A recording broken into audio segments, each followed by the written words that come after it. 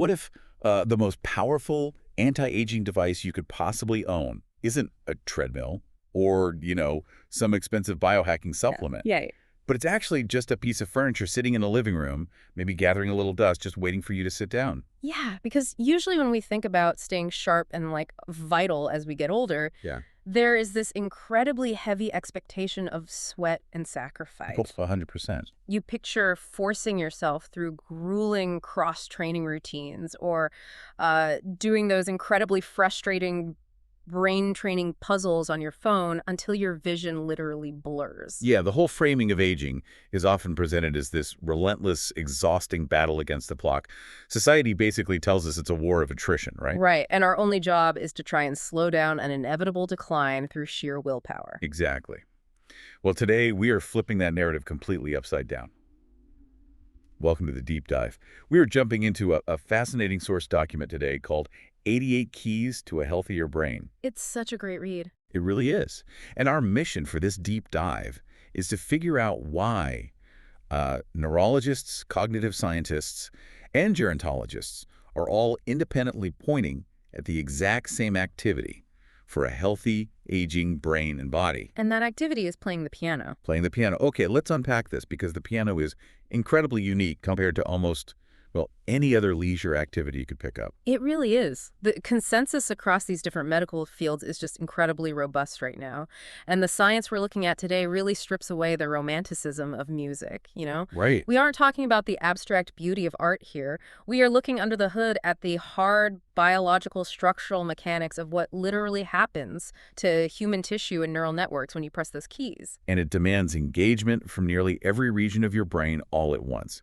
We're talking fine motor control, complex visual processing, real-time auditory feedback, deep emotional resonance, all firing at the exact same time. Yeah, it's a massive workout. But I want to set the tone right out of the gate here. No matter how old you are, and no matter if you have absolutely zero musical background whatsoever, this deep dive is entirely about you. You do not need to be a maestro to get these benefits. No, not at all. The benefits are intrinsically tied to the engagement and the learning process itself, not the perfection of the final performance. Thank goodness for that. Right. The brain doesn't care if you're playing Beethoven at Carnegie Hall or just kind of stumbling through Mary Had a Little Lamb in your den. It only cares about the neurological workout. So let's start where it all begins, the brain. Because everything else we're going to explore today, your motor control, your mood, your physical dexterity, it all cascades down from how your brain processes this profoundly complex activity. And right away, the source document just takes a sledgehammer to the whole old dog's new tricks myth. Oh, yeah, completely shatters it. Because that old assumption treated the brain like a fixed piece of hardware. I mean, the scientific consensus for decades was that the neurons you formed in your youth were all you had. Just a set number. Right. By the time you hit middle age, the theory went that network was basically locked in, and aging was just the slow, inevitable dimming of those connections. But that entire paradigm has been completely overturned. Because we now understand neuroplasticity, like your brain's remarkable ability to literally rewire itself, form entirely new neural connections, and reorganize its structure. And the source points out a really crucial distinction here. Neuroplasticity does not retire. No, it doesn't. It just slows down if we stop challenging it. And playing the piano acts like a massive biological catalyst to speed that rewiring process right back up. Exactly. The brain is an organ that actively starves without novelty and complexity. Wow, starves. That's a good way to put it. Yeah, because the most powerful stimulus to keep the brain structurally youthful is learning something genuinely challenging that requires multiple senses working together. When you sit at a piano, you aren't just doing one localized task. You're reading a visual symbol on a page, translating that symbol into a physical location in three-dimensional space, coordinating a specific finger to press it with a highly specific amount of physical force. It's so much all at once. And you're listening to the auditory feedback to see if it sounds right and physically adjusting in a fraction of a second if it doesn't. Which perfectly explains why researchers tracking older adults, specifically in the Hannah Platy and McKay study from 2011, they found that those who play a musical instrument perform significantly better on tests measuring visuospatial memory and cognitive flexibility. Yeah, that study is a cornerstone in this field. And just to make visuospatial memory a little more concrete for you, that is the exact type of memory you use to remember where you parked your car in a massive crowded parking lot, or how you mentally picture navigating a detour in your own neighborhood. It's basically your brain's GPS system. Which is so critical as we age. Piano players map the 88 keys without constantly looking at their hands, which just supercharges that internal GPS. And that heightened mental mapping holds true even when scientists adjust for variables like overall physical activity or education levels. Those individuals who spend time playing music spend years building what neurologists call cognitive reserve. I love this concept. To visualize cognitive reserve for you, think of your brain like a bustling city's power grid. Okay. If you only have one main power plant and a storm takes it offline, the whole city goes completely dark. Right. Total blackout. But building cognitive reserve through complex activities like piano playing is the equivalent of building dozens of extra hidden backup generators all across your city. So when aging or even early disease processes try to turn the lights off in one neighborhood of your brain, you have this massive surplus of alternate power pathways to draw from. The city stays lit. That's a brilliant analogy. And there was a 2003 study in the New England Journal of Medicine by Verghese that looked exactly at those backup generators. They tracked hundreds of people over the age of 75 for more than half a decade. And what do they find? They found something wild. Out of all the varied leisure activities they tracked, from reading to physical sports, playing a musical instrument emerged as one of the single strongest shields against developing dementia. Wow. One of the strongest shields. What's fascinating here is the dual demand the piano places on your memory systems to forge those very shields.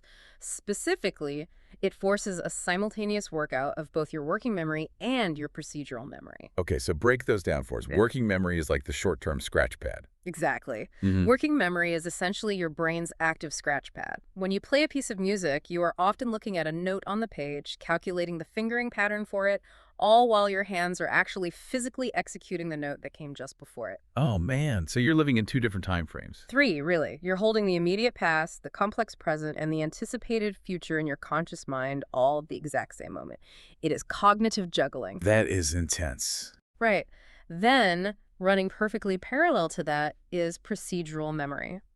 This is the deep storage memory encoded in your body, the riding a bicycle memory, you know? Yeah, where your hands just kind of take over. Exactly. When you practice a sequence of chords so many times that your fingers intuitively know where to leap without your conscious mind micromanaging the movement, you are heavily relying on procedural learning. And what the source points out is so vital here is that procedural memory is often remarkably preserved, even in individuals who are experiencing significant cognitive decline. Yes. Like, that perfectly explains why music therapy is so unbelievably powerful in memory care facilities. The body holds on to the physical memory of the music, allowing a person to play or respond to a melody, even when their conscious conversational mind is, well, struggling to find basic words. It's genuinely beautiful to see. And taking that a step further, the Zendel and Elaine study from 2012 looked at brain imaging and showed that older musicians actually have auditory processing speeds much closer to young adults than to non-musicians of their own age. Wait, really? Closer to young adults? Yes. Because the piano forces the brain to process real-time information at the strict, unforgiving speed of the music. You cannot pause a song halfway through a measure to think about where your finger goes without completely breaking the rhythm. The brain is forced to biologically adapt and maintain a faster processing speed to keep up with the tempo. Okay, so the brain is getting this massive, multi-level structural workout. But how does this neurological power translate out of the skull and into the physical body? Because the brain might be the commanding general, but the body has to be the infantry that actually executes the orders. Yeah, and we see that translation most clearly in bilateral coordination. The piano completely shatters the brain's natural preference for symmetry. It forces your left and right hands to do entirely independent, often conflicting tasks at the exact same time. Like rubbing your stomach and patting your head, but way harder. Way harder. Your left hand might be anchoring a slow, heavy, repetitive rhythm, while your right hand is flying across the keys, playing a fast, erratic, delicate melody. Which sounds like a nightmare for most of us to even attempt. It is at first. But forcing the body to execute those independent tasks extensively engages and enlarges the corpus callosum. Ah, the corpus callosum. Right, that is the thick, vital band of neural fibers that acts as the communication highway connecting the left and right hemispheres of your brain. Brain scans literally show that regular pianists have a wider, more efficiently connected corpus callosum. And that wider highway doesn't just benefit you at the piano bench, right? Yeah. Like, it translates directly into non-musical daily tasks that naturally become frustrating with age. Oh, absolutely. Think about driving a car in heavy traffic, where you are checking mirrors, listening to horns, and steering simultaneously, Mm. or trying to follow a complex, fast-paced conversation in a really noisy restaurant. Those scenarios rely heavily on the two hemispheres of your brain communicating instantly and efficiently. And the benefits filter all the way down to the microscopic level of your fingertips, too. The Wan and Schlag study in 2010, tracking short-term musical training in older adults, demonstrated significant improvements in fine motor control. The refined, isolated dexterity it takes to manage individual piano keys directly translates to reclaiming independence in daily life. Oh, like everyday tasks. Exactly. It's the difference between struggling to button a dress shirt, safely chop vegetables, or open a tricky medication bottle, and doing those things with total confidence. Plus, merely sitting properly at the piano engages the core stabilizers, which physical therapists utilize for posture correction and fall prevention. Okay, hold on. I have to push back here because I know what you might be thinking listening to this right now. Mhm. If someone already has stiff joints, aren't we just telling them to go sit down and do repetitive stress motions? That is a very common concern. Because that sounds like a recipe for a massive arthritis flare-up. I just picture cramped, clawed hands after a practice session. It is a totally understandable fear, but the medical reality is actually the inverse, provided the playing is approached correctly. Rheumatologists and occupational therapists actually prescribe gentle, rhythmic finger exercises for patients managing early osteoarthritis. Wait, prescribing it. Explain the mechanics of that, because it sounds completely counterintuitive to use hurting joints. Think of the cartilage in your finger joints like a dense sponge. Synovial fluid is the natural lubricant that keeps those joints moving smoothly. When you do gentle, low-impact rhythmic pressing, like playing the piano, you are literally wringing out the old stagnant fluid from that sponge and drawing in fresh, nutrient-rich, lubricating joint fluid. Oh, wow. I've never thought of it like that. Yeah, and the controlled movements also build up the tiny stabilizing muscles that surround and support the joint, taking the pressure off the bone itself. That is amazing. Now, the absolute non-negotiable caveat here is that you must always stop if there is sharp acute pain, and you should definitely consult your doctor if you have existing joint conditions. But high-impact or high-resistance activities are the real danger. Gentle piano playing acts as built-in physical therapy. The sponge metaphor makes total sense. Yeah. You have to actively cycle that fluid. So, okay, we've covered the mechanical machinery, the expanding neural network, the physical dexterity, the joint lubrication. But humans aren't just biological machines made of wires and pulleys. Thankfully. Right. And the source document leans heavily into the idea that the sheer joy of creating music tackles some of the most overlooked and, frankly, devastating aspects of aging mental health and social isolation. We cannot overstate how profound this particular benefit is.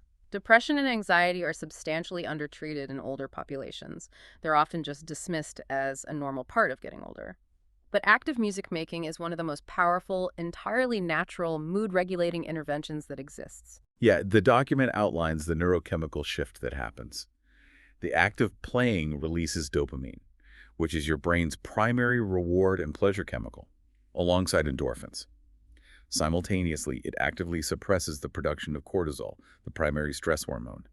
You are literally hijacking and rewriting your own neurochemistry in real time. It forces the body to pull out of a chronic, low-grade stress response and activates the parasympathetic nervous system. That is your body's rest and digest mode, the physiological state where your heart rate slows, your blood pressure drops, and your muscles relax. Wow. When you are deeply focused on deciphering a piece of music, it acts as a very pure form of active meditation. You enter a psychological state of flow. Those exhausting ruminations about the past or the persistent anxieties about the future simply dissolve because your conscious attention is entirely consumed by the physical and auditory demands of the present moment. And there is a massive measurable difference between just putting on a beautiful jazz record in the background and actually sitting down to play the piano yourself. Like the Creech study from 2013 showed that active music making boosts self-esteem and deep psychological well-being far beyond the benefits of passive listening. Right, listening to a record is a wonderful aesthetic experience, but playing an instrument requires your direct agency. You are the engine creating the sound. You are manipulating the environment.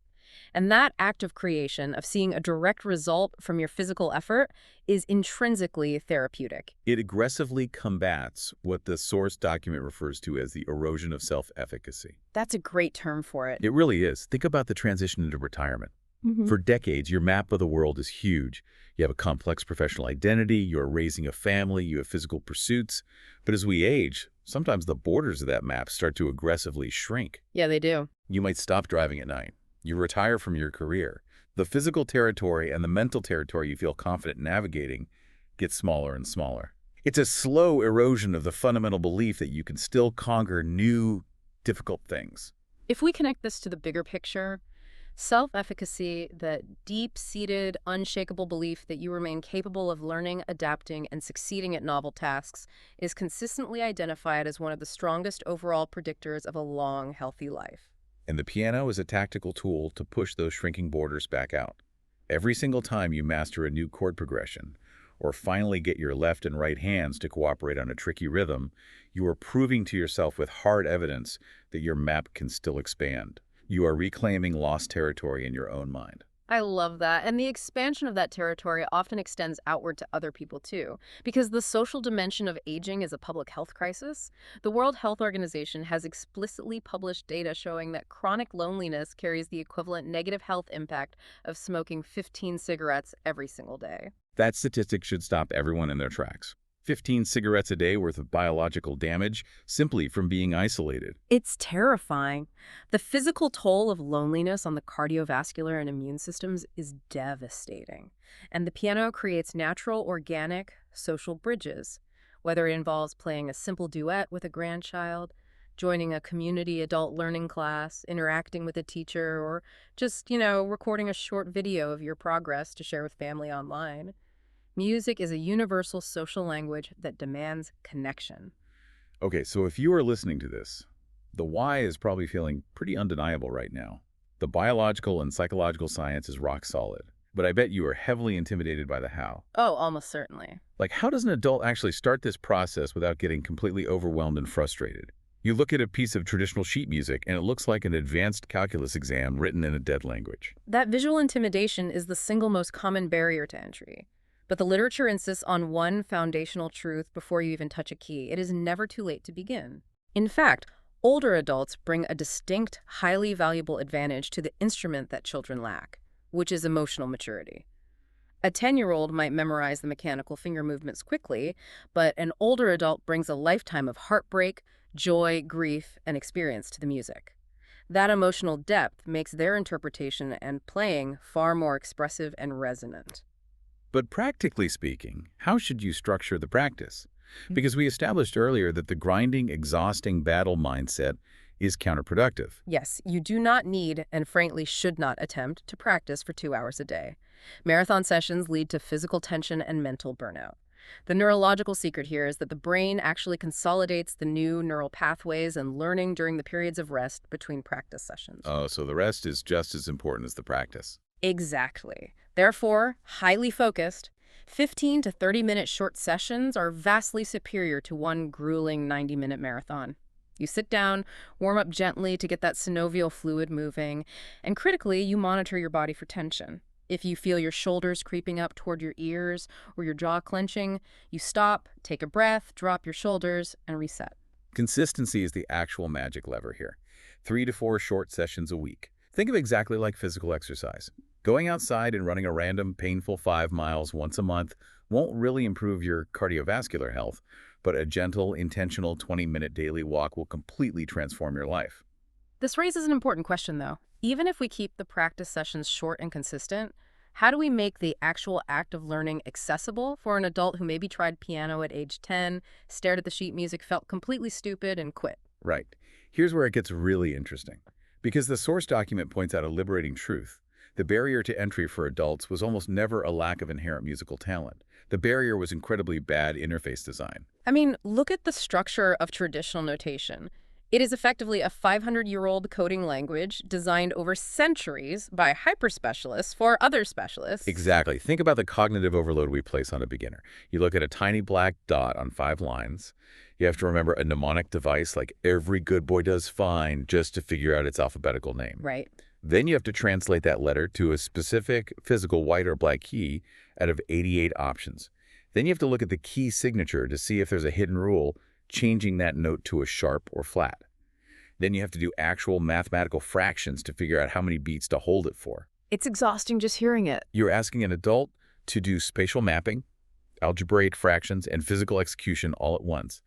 It is a massive, demoralizing cognitive overload before they ever get to experience the joy of actually making music. But the landscape of learning has entirely changed. We now have access to modern, simplified notation systems that completely bypass that initial friction. Modern tools use visual letters, spatial rhythm blocks, and most importantly, chord symbols instead of the traditional staff. When an adult sees the chord symbol C major, instead of calculating 3 separate stacked notes, their brain retrieves a single chunk of procedural memory.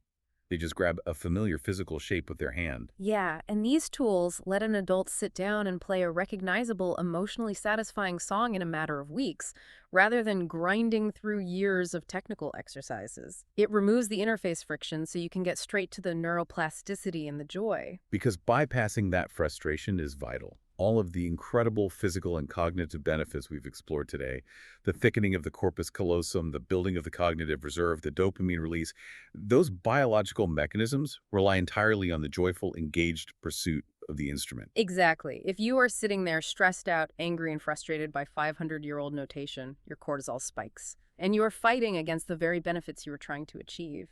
Finding an accessible, modern entry point is the key to unlocking the whole system. So we've covered massive ground today. From the intricate firing of your neural networks and the juggling of working memory to the physical dexterity of your joints, right down to lowering your stress hormones and violently pushing back the shrinking borders of your own self-efficacy. It's incredible. The piano isn't just a musical instrument. It is a comprehensive, full-body, full-brain physiological workout that happens to be masquerading as art. It represents a remarkable, unparalleled synthesis of human capability. And the most beautiful part of the science is that this capability remains fiercely alive and available to you, entirely regardless of how many candles were on your last birthday cake. So what does this all mean? It means the hard science is totally clear. Whatever that lingering, critical voice in your head is telling you about it being too late or too difficult or I'm just not a musical person, that voice is scientifically, biologically wrong. Your brain is not only perfectly capable of handling the challenge, it is actively, desperately waiting for it. The keys are just sitting there. And as you think about walking over and finally sitting down at those keys, I want to leave you with one final thought drawn from the social dimension of this entire pursuit. Every piece of music you play, even if you are entirely alone in your living room with the doors closed, is essentially a conversation. A conversation. Yeah, it is an intimate conversation with a composer across time and physical space. Someone, perhaps hundreds of years ago, felt a profound emotion, joy, grief, triumph, and they mathematically encoded it into those keys specifically for you to decode today. So as you consider taking this up, ask yourself, what kind of conversation do you want to have? And more importantly, what new unexpected voice might you discover within yourself when you finally reply?